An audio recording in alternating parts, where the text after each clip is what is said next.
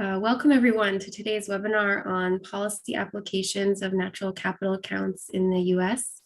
I'm Sarah Mason and I'm one of the coordinators of the National Ecosystem Services Partnership, or NESP, and I'm very glad you could all be here with us today.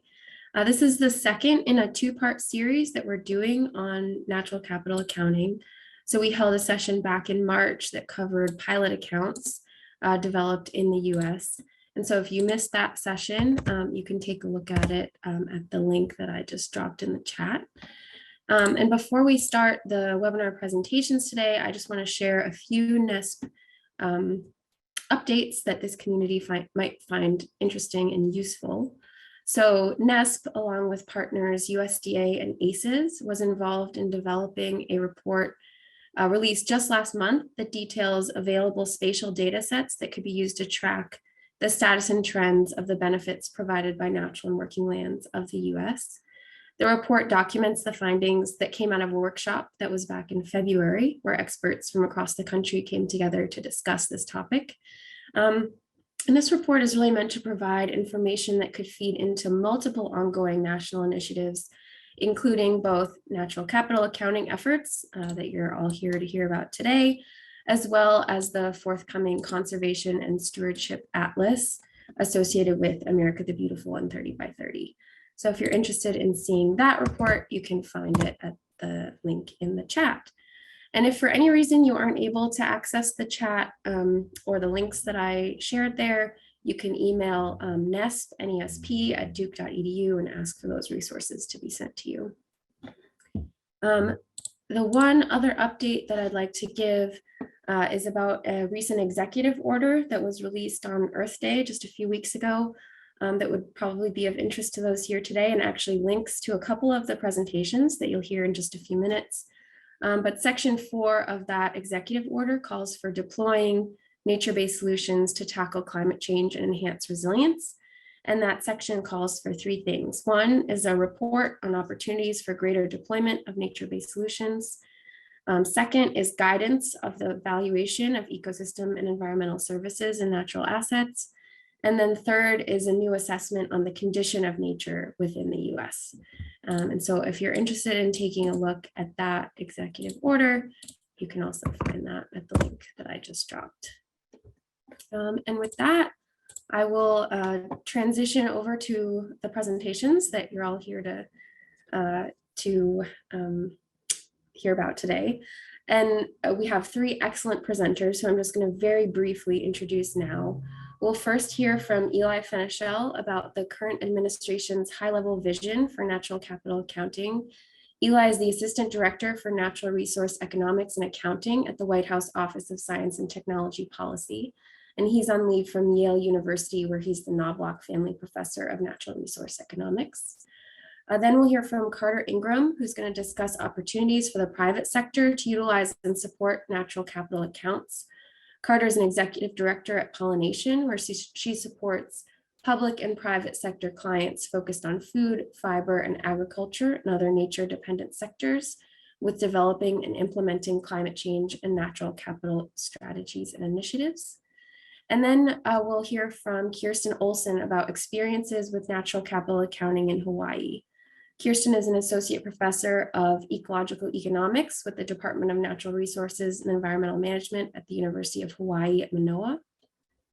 And her research program's overarching goal is to ensure that the value of nature is captured in national, state, and community decision-making.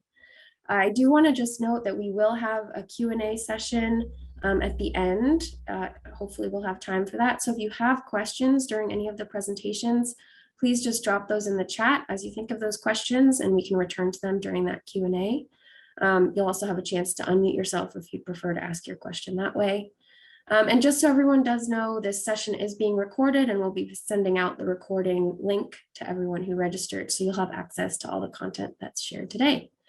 And with that, Eli, I will hand the mic off to you. Thank you very much, Sarah. Let me see if I can get this to work.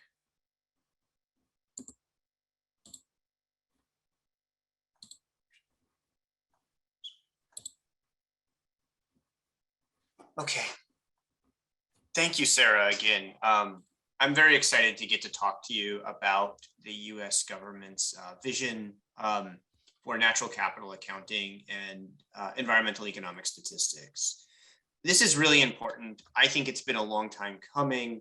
But before we jump in, I want to point out that why at the highest level this is so important. It's about communicating. It's about the fact that we all share the same world.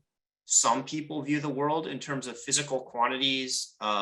Many natural scientists are sort of trained to view the world that way. Other people view the world in terms of money and prices, and folks in business, people trained in finance tend to view the world that way. They are seeing the same world. Sometimes they see different things. Sometimes they talk past each other because they're viewing the world through different lenses. But a system of environmental economic statistics that connects quantities and prices together allows them to work together and really live up to this notion of what former President Barack Obama said, which is recognizing a common set of facts before we start arguing about what we should do about those facts. This is, as I said, this has been a long time coming, and I think many people who approach this from the environmental or conservation space are used to thinking about ecosystem services in the Millennium Ecosystem Assessment, or might be used to the language of natural capital. I think it's important to point out that there is broad interest in this area, and it goes back many years. If I kind of go the wrong direction from right to left, this is the cover sheet from a GAO report that the government did in 2007, and it documented 30 years of evidence and argument for doing environmental economic accounting. There was only a few months ago, the Network for Greening the Financial System put out a report. Now, this is an important group of central bankers and financial regulators from around the world, and it keeps growing, and I can't keep track of how many, but it's somewhere between 40 and 60 now. And then I think many people saw the UK Treasury's report on the economics of biodiversity. So again, broad interest from many corners. And so it's really exciting that the federal government is taking action in this space. Sarah mentioned the Earth Day Forestry executive order, that's Executive Order 14072. She pointed out that it talks about the need for valuation of ecosystem and environmental services and natural assets. The guidance that came out with that on the fact sheet points out that it's also important to have baseline information on the economic value of our existing natural assets and also new nature-based solutions. So of course, we want to be able to understand loss, depreciation, degradation of existing natural assets, but also as we invest in new natural assets, we want to make sure that those get accounted for as well. And these announcements were also made by Secretary Raimondo, the Secretary of Commerce, pointing out that this is about a system and it's about standardizing environmental economic statistics. One thing I will say that I think is important to understand is that the executive order instructs the Office of Management and Budget to issue this guidance. And there's a couple of reasons. OMB issues lots of guidance. It's also where the chief statistician of the United States sits. And because of the way the statistical system is organized in the US, that's a very important thing to understand. So how do we get here? So Matthew Agarwal of Cambridge University likes to talk about the fact that we need a 21st century statistical system to inform how we solve 21st century economic challenges. And I think that's the right way to think about this. We're all familiar with the challenges that we face today. We face the economic challenges of combating climate change, securing supply chains, providing improving standards of living while achieving greater equity, stewarding a future full of economic opportunity. There's a simple phrase for this, and it's sustainable development. So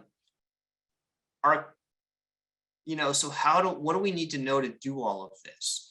We need to know how much money the government's spending. We want to think about fiscal policy, but we also need to know how the government is spending that money, and not just the government, but how different sectors are. Where are we investing? Where are we drawing down? How are economic sectors, including the environment, if we think of the environment as a specific sector, connected? And this is beyond just understanding those connections. It goes to like, what do we even mean by growth? And how do we deal with goods that are free or in-kind goods and services that aren't actually allocated through the market? And above all, while I know all of us feel like maybe we're careening these days from crisis to crisis, we do know that we need long run planning and long-term information. We need to address these long run concerns. And the interesting thing is these kinds of problems and these features of what we need to be able to do to solve them, they all contrast with what GDP was actually in our sort of most of our economic statistical system was designed to do. So I can go on forever about this. I can fall back into professor mode and start giving history lessons, and I will try not to do that. But the key thing to understand here is that GDP and the core of most of the existing economic statistical system really is only designed to cover this top blue circle on my slides. And what it's doing is it's focusing on production and mobilizing means for current consumption. We're interested in these other two circles as well. As I said, on the equitable distribution of real income, including services that aren't acquired by the market, and protecting future opportunities to come together as sustainable development.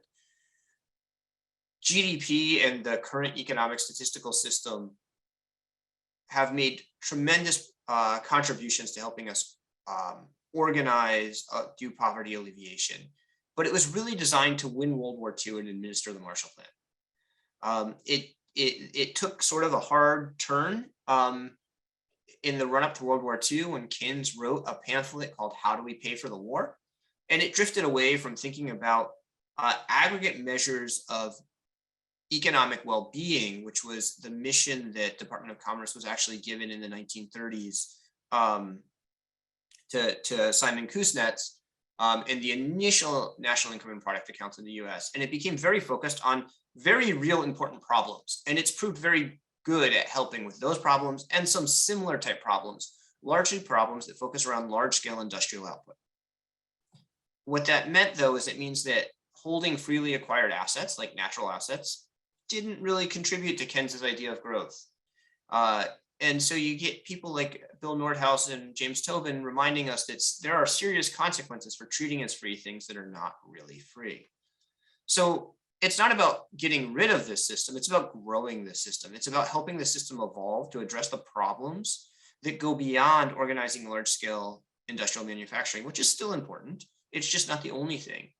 And in putting this talk together, what I realized is what we want to do is we want to make sure that we're not making big economic decisions with what's basically World War II era technology. We want to be thinking about like, what are the innovations we need for the 21st century? And so in the US government, we are well suited to doing this and moving forward. The federal government right now is working on a strategic plan that we hope to have done in January 2023 that will actually cover the next 10 to 15 years. And the reason this is such a long-term plan is we want to move from a series of one-off research projects or one-off sort of natural capital accounts here and there to really something that's systematic and goes from research into pilots and experimental accounts into core statistical products. And that's going to take some time. There are many strengths out there. These are the things that I think of as the things that are easy to write research papers about. We have many years of experience with one-off measures of natural assets. We have many years of experience doing valuation of natural assets or ecosystem services and sort of this one-off. We even have what I would call proto accounts. And I'm going to put my, my own research before joining the government into this. I'm not trying to pick on anyone, but it's different to develop an account sort of in isolation as opposed to something that's going to sit inside a big federal statistical system.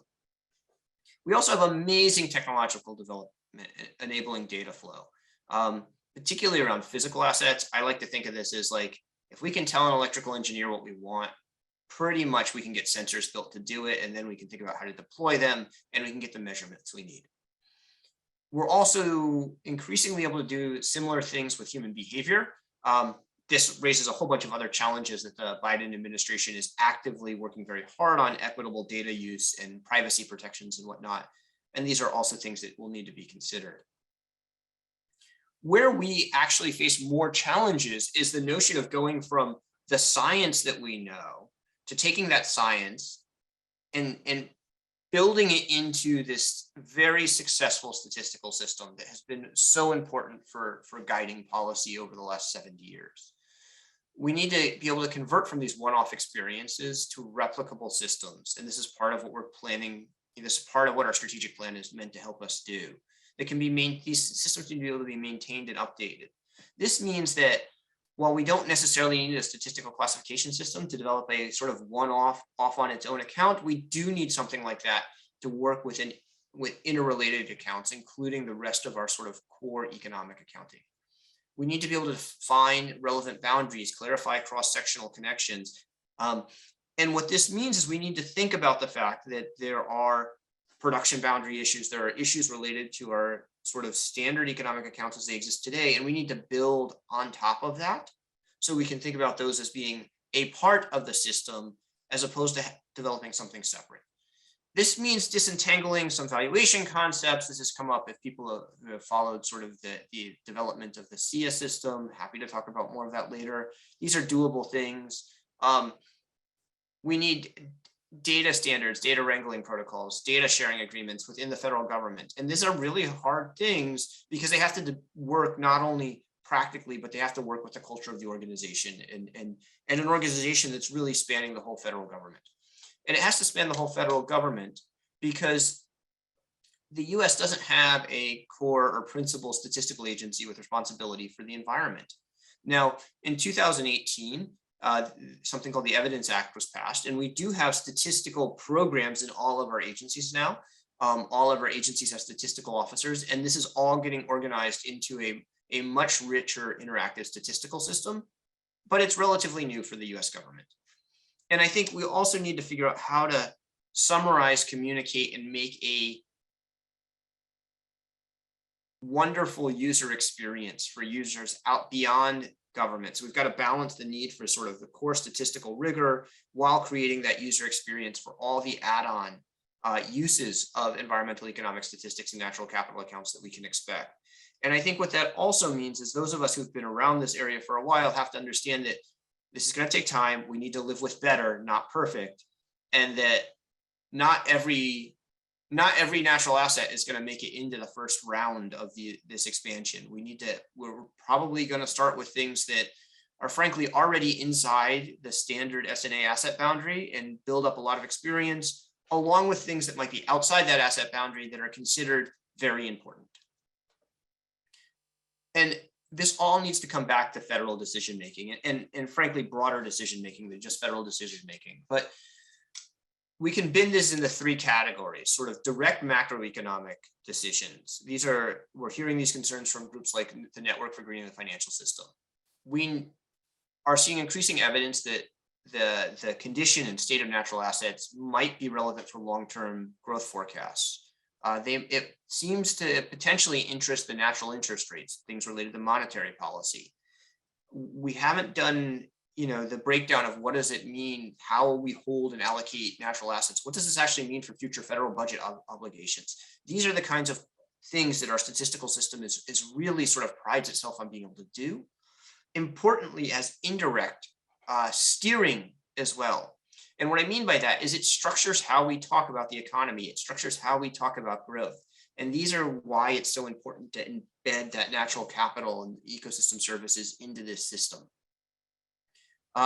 We need to think about what it is we're actually measuring, going back potentially to some of Kuznets's ideas about measuring welfare and sustainable development beyond just output. Output is a component of that. And ultimately, there's a lot of interest in using these structures for benefit cost analysis. And where they are going to be most useful, I believe, in benefit cost analysis is helping us structure how we think about what changes when we make decisions. What are the interconnections? How are sectors connected? It will also provide baseline and backstop data for sort of direct marginal benefits, benefit cost analysis. But it's important to keep in mind that statistical systems can't develop the whole rich set of counterfactuals needed for benefit cost analysis. But it does provide the structured thinking. I've probably gone over my time and I apologize. I just want to end with this slide pointing out that there are all these other elements that Sarah mentioned in the executive order that we see as a united nature strategy that OSDP is working with the entire federal government to carry out right now. Thank you. Thanks, Eli. I think you were directly on time, or exactly on time. And so with that, we are going to transition over to Carter. And Carter, are you able to see your slides?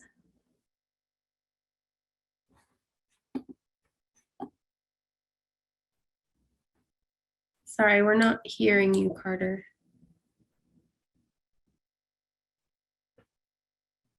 I think you joined by phone. If you press *6, I think it unmutes you. Okay. There Okay. you go. Can you hear me now? Yes. Great. Okay. Thanks, Sarah, and thanks everyone. It's great to be here with all of you today.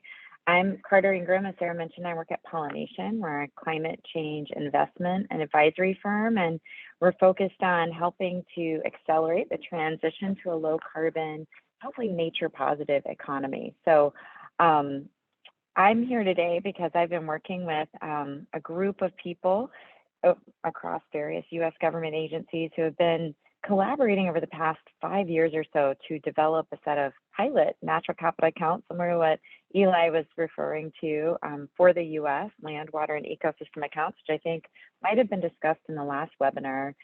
And I've been working with our team members to think hard about how businesses can engage with these natural capital pilot accounts that we've developed for the U.S., particularly with respect to how they can use that information to make better decisions. So we can go to the next slide, please. Thanks. And I'm not going to spend long on this slide, but it's just to demonstrate that we've seen a lot of traction in the business community with respect to nature in recent years, more so than we've seen in a long while. And while that's been really important and was evidenced at the COP in November, which many people have dubbed the Nature COP because of the historic amounts of both public and private sector commitments related to nature, we've seen this incredible momentum. And what I think is important is that it's not just in the business community. We have to have action from the private sector, but also with policy and supporting policy and government that helps build that momentum and create wider impacts and longer term impacts. And that's why this announcement that Eli referred to with respect to natural capital accounting is going to be so important for building on some of this momentum we've seen in the business community, or at least helping some of that momentum in the business community continue. So we can go to the next slide, please. And just to give you an example of some of the developments we're seeing in the private sector, the World Economic Forum does an annual global risk perception survey, which many of you may be familiar with, and they interview about 1,000 different respondents, many of whom are private sector leaders. And for the past few years, for the first time, biodiversity has emerged as one of the top risks facing society. In parallel, last year, we saw the launch of the Task Force on Nature-Related Financial Disclosures, which is a task force represented by over 30 financial institutions, large corporates, and service and professional service providers that collectively represent a market cap of about $3.1 trillion.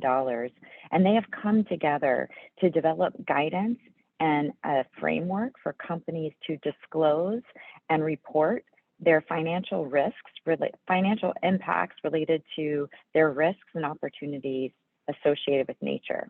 Very similar to the Task Force on Climate-Related Financial Disclosures. And that's a huge, just to have that many businesses involved in a nature-related disclosure initiative is pretty huge. Similarly, large institutional investors like BlackRock are increasingly asking their portfolio companies to disclose how they are managing their impacts and dependencies related to nature. So we've seen a massive paradigm shift recently in how businesses are addressing nature with respect to how it impacts core business and their finances, not just corporate philanthropy or corporate social responsibility, but core business. Okay, we can go to the next slide, please. We've also seen that, especially in 2021, we saw just a proliferation of large corporates, some of the largest corporates, especially in the CPG and retail space, making commitments around natural capital. And these are commitments with a lot of money behind them. So for example, General Mills is pledging to implement 1 million acres of regenerative agriculture by 2030, with an emphasis on improving outcomes for biodiversity, soil health, water, farmer resilience, and animal well-being. Walmart has made pledges to become a regenerative company, which includes restoring at least, managing and restoring at least 50 million acres of land by 2030. And similar commitments have been made by Unilever and Nestle. And we believe, you can go to the next slide, that critical to delivering on these commitments and disclosures and really effectively managing natural capital impacts and dependencies, that businesses will need more data to do that, more high quality data to do that. There have been several surveys, one of which was led by the Capitals Coalition, that revealed that a lot of companies don't have the natural capital data they need to align with some of these new initiatives that are developing and to make these commitments and to deliver on these commitments. And we believe that the SEEA aligned natural capital accounting information that has started being compiled in the US with some of these pilot accounts, and which will be continued, as Eli mentioned, could be really useful for meeting some of the data requirements that businesses have around natural capital information that you can see here. We can move to the next slide, please. And I won't spend too much time talking about the accounts that were created in this working group over the last few years. They address land, water, and ecosystems.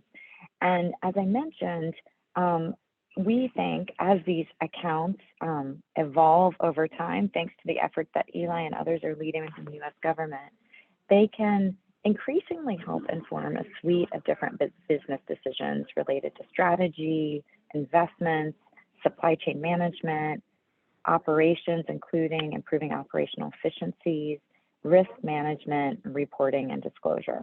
And I'll talk about a few of those today. You could go to the next slide, please. So one of the things we've seen, and I mentioned this a few moments ago, is that a lot of companies are starting to set pretty bold commitments around nature. And those are core business commitments, not just corporate philanthropy commitments. And increasingly, these commitments are expected to be science-based and data-informed. The Science Based Targets for Nature initiative is developing a lot of guidance around this. And the SEEA-aligned accounts, because they, one, provide an international standard with respect to the credibility of the data that goes into these, the way in which the data is compiled, can provide a really important, credible source of information to inform, one, the assessment of a company's impacts and dependencies on nature by being spatial in nature, and helping companies have the information they may need and not have access to related to understanding their baseline and setting their goals over time.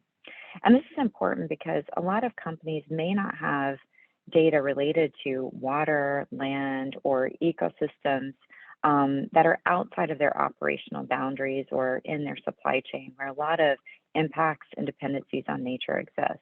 So this information could be really helpful for helping companies set science-based, data-informed goals and tracking and measuring their progress over time.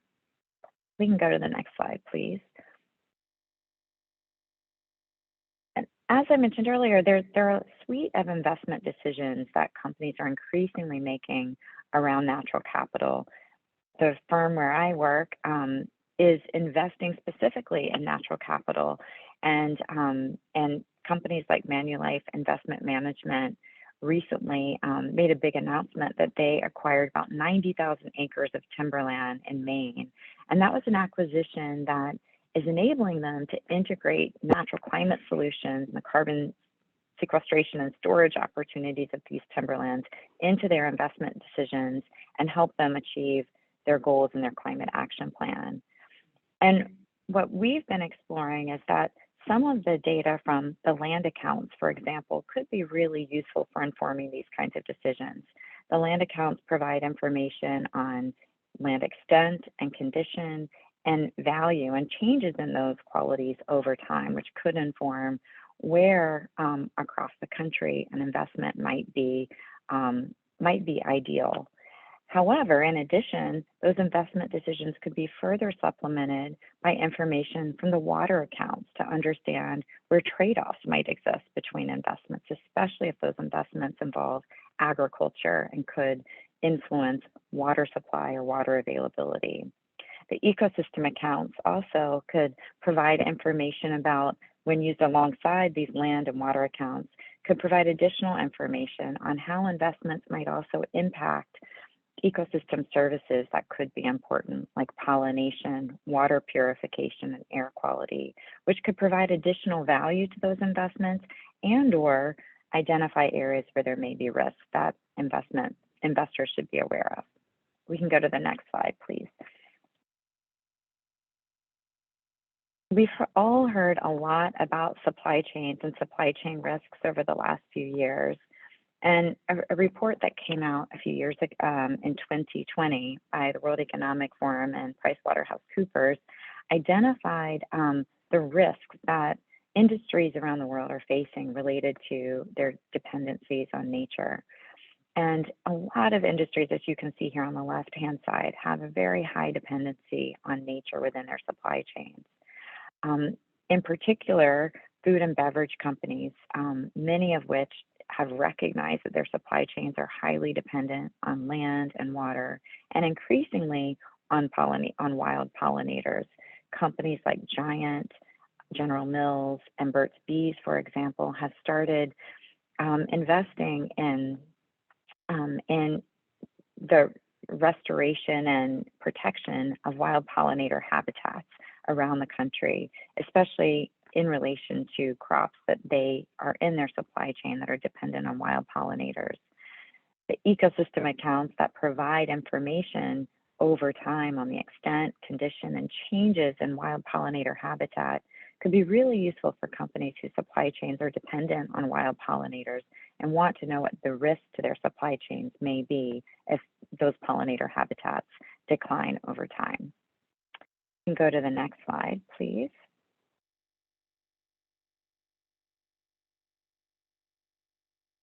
And, operations are also directly impacted by changes in natural capital, as all of you know. And similarly, many sectors have high operational dependency on natural capital, as this graph shows. And water in particular, especially for, again, food and beverage businesses, can be really important and may not be information that they have, that they are tracking internally at the scale they need to make decisions that impact their operations. And that's because many of the water-related business risks that companies are facing are impacted by upstream water conditions that are outside of their operational boundaries, more so than what they do within their own facilities. And so having regular, consistent information that's compiled in the same way over time as you would get from that natural capital accounts could help inform some of these companies who are seeking to understand what their risks to water supply might be over time. And for a company like Anheuser-Busch that is highly dependent on water and is committed to addressing water scarcity in the watersheds where they work, may want to know across the country where their water risks are highest and where they need to direct more effort to ensure that their operations are not disrupted by changes in water supply or overuse. We can go to the next slide, please. I've already mentioned the Task Force for Nature-Related Financial Disclosures, and they are releasing their full guidance, I believe, later this summer. And this is really important because they have identified that one important part of this process will be helping companies identify and access the data they need to measure, manage, and report on their impacts and risks associated with nature degradation or nature loss. And because many of those impacts are location specific, we believe that the SEEA aligned natural capital accounts, and similar to the ones that have been developed in the US that are spatial in nature, could be really helpful for these kinds of assessments. The pilot natural capital accounts we've developed in the US can be utilized at national scales down to local scales, and that can be really useful for informing companies of a suite of different natural capital impacts, dependencies, risks, and opportunities that they might face. And we can just go to the final slide, please. Just to summarize here, businesses are increasingly starting to address nature risks and opportunities in their core business. And I think that shift away from just addressing nature and corporate sustainability corporate responsibility and philanthropy has really shifted, and it's now becoming a part of core business decisions. And we believe that the SEEA aligned natural capital accounts that have been piloted in the US, that have been developed as pilots in the US, and that will continue under the government, as Eli was mentioning, could be very useful for enhancing and informing a range of business decisions associated with natural capital. And hopefully there will be engagement with the business community as these accounts in the US continue to develop, so that some of the information needs and some of the areas of natural capital that are really important for business decision making will be considered as those accounts are developed. And related to that, we did identify that there are big data gaps and related to the accounts, and it'll be important that if we want to make sure that businesses utilize this information, that they're developed at a temporal scale that's aligned to the frequency at which business decisions are made. Thank you, Sarah.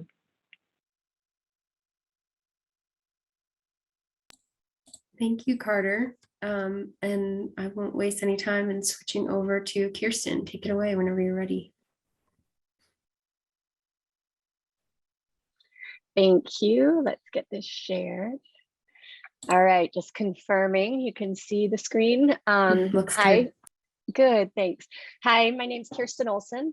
I'm an associate professor of ecological economics. I'm trained as an environmental engineer, and I have an interdisciplinary PhD. My dissertation actually focused on natural capital accounts back about 20 years ago. I'm also part of the national working group that Carter and Eli mentioned. So I've been working in Hawaii for about 10 years at the University of Hawaii. I have a research lab dedicated to including the value of nature in decision making. And my research program really is focused on expanding coverage of the importance of nature in natural systems for the economy, and developing methodologies to better represent difficult to measure values. So I focus on co-creating research with institutions who will use the results. So in both the projects I'm going to talk about today, you'll see a long list of collaborators. All right, so I'm going to walk you through two distinct projects. The first is a project my lab has been working on for the past few years to build water accounts for this, the state and specifically the county of Honolulu. I'll highlight some of the changes that putting numbers on water has provoked, and discuss some of the lessons from scaling down the accounts to a county island. And then I'm going to talk about a new project on coastal ecosystem accounting, which is my Pew Fellow project. Coastal ecosystem accounting project is newer, so there are fewer concrete results to discuss. Okay, so water accounting. Hawaii is one of the most isolated places on Earth. Maybe you can see it. That's that tiny little dot at the top of the globe there. Fresh water is precious. It's even sacred. And for centuries, the people of Hawaii have relied on consistent rainfall stored in natural systems. But in recent decades, demand has increased due to population growth, while supply has been challenged by climate change and deforestation and development. As a result, we're in an era of freshwater uncertainty. So that's the context that drove me to compile a water account for the island of Oahu, to evaluate whether it could be a useful endeavor for the state. For those of you who are unfamiliar, the water account is set up for a specific geographic region, in our case, the island of Oahu. The inland water system is comprised of surface, ground, and soil water. The economy abstracts water for use in production. Water is then returned either back to the water system or disposed of in the ocean. Some water is, of course, lost from the system through evapotranspiration. So we collected data from multiple organizations related to water use and supply, as well as water quality and emissions, although I won't talk about the quality and emissions today. So in the interest of time, I'm going to skip directly to our results, which I summarize in a Sankey diagram. Normally, the supply and use tables from water accounting are a big block of text. I mean, it's like an Excel spreadsheet, but I found this a lot more useful in communicating our results. So we see that we have a number of sources of water, which is on the left, it's the left-hand column. We have a number of users, the central column with the colored boxes. The size of the arrow represents the use in million gallons per day by each economic sector. The fattest arrow we see at the bottom there is the flow of seawater to electricity generation. This is of relatively low policy concern, so I won't talk about it much today. Fresh groundwater is another large box with the largest flow to domestic use, which is also the largest user of fresh water. Other big users are agriculture and irrigation. So today I'm gonna kind of talk through three key findings. First is related to that fresh groundwater to domestic use. The second is related to surface water to agriculture. And lastly, waste and reuse. Okay, so the first here, we see the relative importance of groundwater, and specifically fresh groundwater for public supply.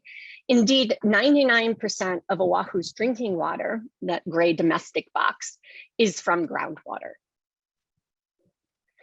The accounts revealing the reliance on groundwater was nothing new for water managers in the state. Still, I present this result to highlight an insight for local level accounting related to the scale of the accounting. To make the accounts really useful for local decision makers and island water managers, the next step needs to differentiate groundwater supply across aquifers as these differ in type, level of use, and quality. And that has very different implications for management, sustainable yield, et cetera. The second issue is that understanding the abstraction from different aquifers could inform watershed conservation initiatives. So these are efforts to preserve and restore forests, the water retention and filtration capacity of forests across all of the islands. So if we know which aquifers are most important, we can, or most threatened, we can focus on restoring the forests above them. And the other issue here is that aquifer-specific information would also help when localized emergencies hit. So many of you may have seen it in the news, maybe not, since we're off in Hawaii. But there was a massive fuel leak from a Navy fuel storage center on the island of Oahu, which contaminated the principal drinking water aquifer for the island, serves nearly 1 million people. So knowing who and what economic sectors are affected by water quality issues within a single aquifer could help in emergency response. Okay, so the second point I want to draw your attention to is the importance of fresh surface water for agriculture. On a high island, when left to its own devices, surface water has a predictable path from where it falls high in the mountains, mostly on the windward east side, to the ocean. A more accurate accounting of surface water would specify supply by ahupua'a. So that's an indigenous lands management unit that generally follows physical watershed boundaries. These are represented by the smallest units on these maps, the thinnest lines. This would have an added benefit of aligning with Native Hawaiian cultural practices. But the picture, of course, is more complicated than that. Agriculture in Hawaii predominantly relies on rainfall. Rainfall gradients are enormous on the islands, with orders of magnitude more precipitation following at high elevations and the wetter windward sides of the islands. So you'd expect most agriculture to be in the areas where there's enough rain. But this is the overlay of the land that is actually being farmed. Many farms get their water from plantation area irrigation systems capable of moving surface water long distances, like this tunnel that you see in the black line. These conveyance systems have enabled agriculture to flourish in drier areas of the island, but complicate any spatial allocations of surface water supplied by Ahupua'a, particularly since the conveyance systems are privately owned and data on flows are carefully guarded to protect powerful development interests. So nonetheless, the food security goals of the state are going to depend on reliable fresh water for agriculture. So one of the things I'm really interested in doing is cracking this open to be able to get that spatial resolution. Okay, so the final notable finding in the water count is the small portion of wastewater that's reused. As I mentioned before, water is precious in Hawaii, yet we pump the vast majority of our highly treated wastewater into the ocean for disposal. Recycled water is only available on a fraction of the island. So this is just a blow up of the Ewa Plain, which is a tiny portion of Oahu, despite the fact that that water is oxidized, filtered, and disinfected. There are policy and infrastructure barriers to expanding reuse on the island, but also public perception challenges. But seeing that measly little arrow from sewage treatment to reuse surprised an EPA official, and I'm not taking credit, but that it also prompted some strong words from the city and county environmental quality director at a recent workshop that was also attended by the director of the Board of Water Supply. And there's a glossy new report that came out this past March promising new things and expanded reuse opportunities. So I have fingers crossed. So, you know, I've really focused on working beyond the ivory tower, and what I'm hoping moving forward is that we can have a central data repository that pulls data in from all these state agencies that collect bits and pieces of the information that constitute the water system. And that this could be centralized. We have a Hawaiʻi data collaborative that could host the data, and then supply that system scale data back to users such as the Division of Forestry and Wildlife, who does the watershed conservation, the economic agencies in the state, Hawaii Green Growth, and the Division of Business, Economic Development and Tourism, you know, as well as the water agencies.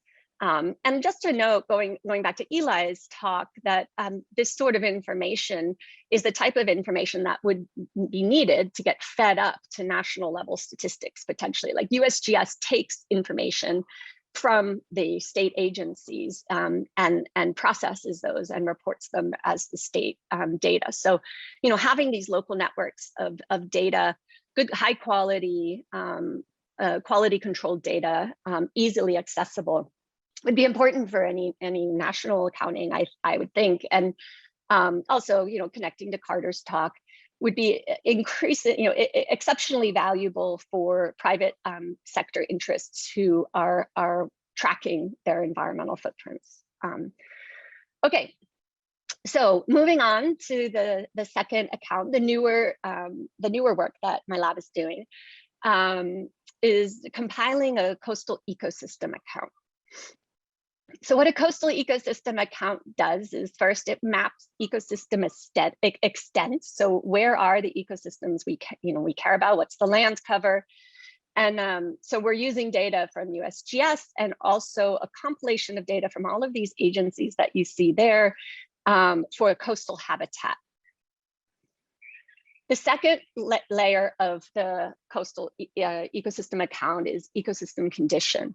And so the idea here is that you want to track conditions of ecosystems that are relevant to society and the economy, so that are important for the functioning of ecosystems and thus delivery of valuable ecosystem goods and services. So we're tracking information about fish stock and composition, coral reef state. water chemical state, beach presence and condition, extent and condition of vegetation and reefs for shoreline protection, those sorts of things. The third thing that we then have to do is map services and use. So we're focusing on 4 final ecosystem services: fisheries, recreation, tourism, and shoreline protection. So this involves collecting data on human uses of the coastal environment from various sources, some ecosystem service modeling, and we plan on expressing ecosystem services in both physical metrics and, where possible, monetary terms. So ultimately, the accounting framework that links ecosystems to services is one of the expected outputs, like providing the structure for data to be pulled together and synthesized. The spatial data sets are obviously valuable for various government users, and the information on the monetary contribution to the economy can be really strategically useful, for instance, in getting the legislature to allocate money to environmental conservation. Kind of emerging applications here, I've been working a lot with different groups to connect the natural capital accounting efforts to ongoing efforts in the state to track the achievement of sustainable development goals in the state. So that's the Aloha Plus.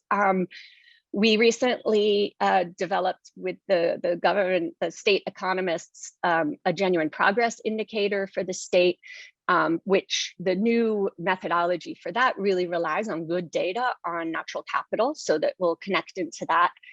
And then practically the state is in the midst of allocating or identifying 30% of the nearshore area to protect, and the idea that would be informed by the value of recreation of those shorelines or shoreline protection value.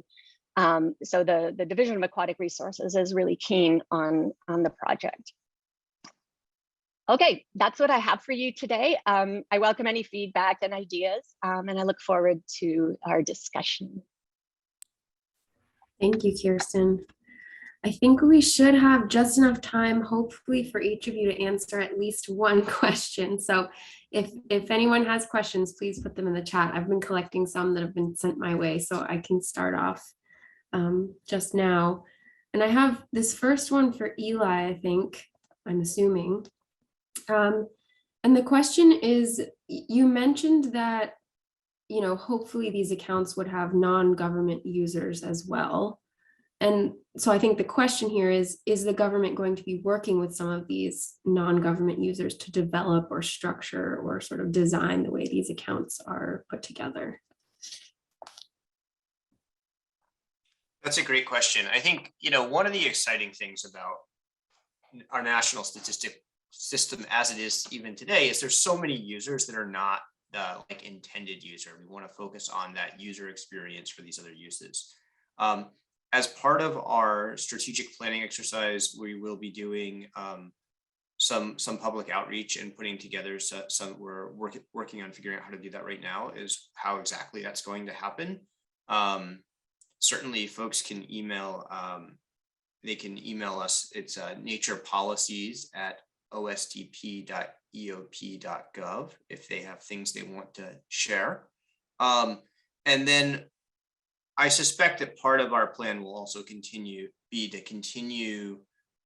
public engagement process through the development of pilots and on the way to core statistical products. I can't see how we wouldn't do that. So I think the key thing to understand is, well, the plan is to turn the corner in February of next year, hopefully, and start implementing.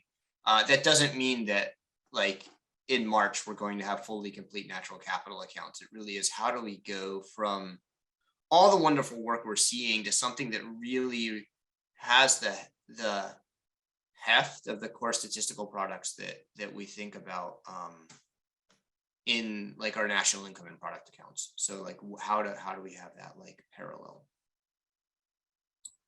Thanks, Eli. And then I think this next one must be for Carter.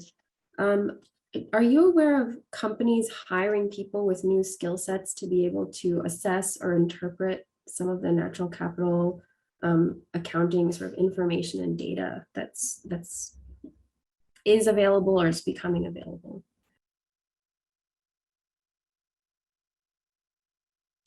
Oh, we still can't hear you. You're muted. Sorry, I keep doing that. Sorry about that. Great question. Increasingly, I would say we are seeing a lot of people with degrees in natural sciences, ecosystem sciences being recruited to financial institutions and big corporates to address their broader sustainability and nature-based needs. And I will say that's actually a paradigm shift as well. Like 15 years ago, a lot of people in the sustainability function were not necessarily people with a focus in nature or natural resources. So I think that's a big shift. I wouldn't say that we're necessarily seeing a big demand for people with natural capital accounting experience per se explicitly, but I wouldn't be surprised if in a few years we see a much greater demand for that within companies. So yes, there's definitely more interest in bringing people on who have experience and understand nature and have deep credentials in that space. Natural capital accounting, maybe we'll see that as an explicit quality that companies are looking for in a few years. Thanks, Carter. And then Kirsten, I have one here for you that I think is sort of focusing on your partnerships that you talked about. So it's asking, have you been successful in communicating results of all of your accounting efforts with all interested parties in the state? And could you talk a little bit about how that went? Yeah, I think with any sort of shift change like this, it takes time and long-term relationships, right? So for the water accounting, finding the right people in the agencies, the water agencies. We started with kind of the data nerds, right? The people who got really excited about working with us on that data level, and then figuring out different forums for communicating the work. And it's an ongoing process. I won't say that by any means it's finished. And with the coastal accounting, the project was really developed hand in hand with the Division of Aquatic Resources as part of their spatial planning effort. And so they see it as directly complementary. The work I'm doing with the state economists is they're